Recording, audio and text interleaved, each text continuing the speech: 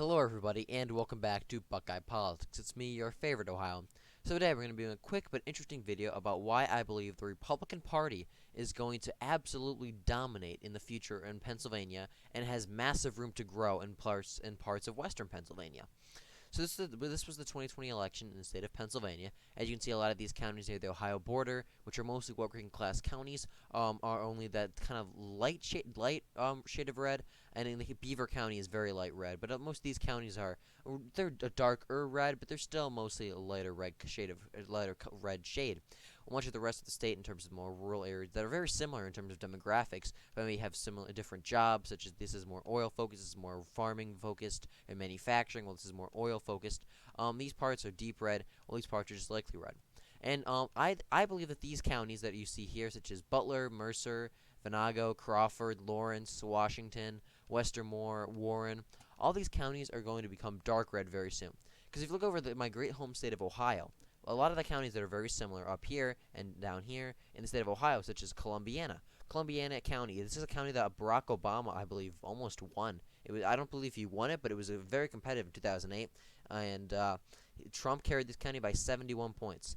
Carroll County, another very white working class county. I believe I think Obama won this county actually.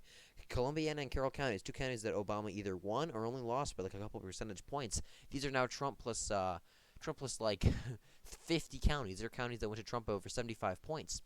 Tuscarawas is on the verge of being over Trump going to Trump by 70. Similar story with Jefferson. And if you look at these counties, they took massive shift to the right. I mean, look at the shift from 2016 across the entire state of Ohio. Look at this. Like we said, Carroll County, we said 6 points more Republican. Columbiana County, 3 points more Republican. Jefferson County, 3 points more Republican. Costin County, 5 points. Muskegon County, 4 points. Guernsey County, 5 points. Noble County, 7 points. Monroe County, 7 points. These are all very white working class counties across southern Ohio that overall are very similar to the state of Pennsylvania.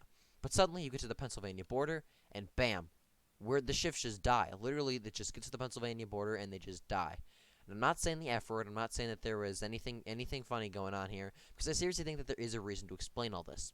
And that is that Joe Biden is from Scranton, Pennsylvania, near Allentown. It's over in this part of the state. It's also a very white working class part of Pennsylvania. It's overall they're pretty base. It's a little different overall in terms of like the racial makeup a little bit in terms of like the type of work, but still it's very white working class. And Joe Biden, that's what Joe Biden ran on. He was this champion of the white working class. He was kind of your hometown Scranton Joe, Pennsylvania Democrat. And that's the reason that he did so well in a lot of these counties, in my opinion. I mean, look at this. Trumbull County and let's use Mahoning County. Mahoning County has long been a Democratic stronghold. It has voted Democrat for a long time, and by huge margins. It's really only Trump that made it even semi-competitive, and he managed to win it and took a 5-point shift to the right. Just one county over, Lawrence County. This is more of a traditional Republican county to begin with. It only shifted 1.8 points more Republican. Mercer County, 1.8 points more Republican. Clarion County, 3.8 points more Republican. Some counties such as Washington County, Westmoreland County, and Beaver County even shifted more Democrat. Similar story in Butler County.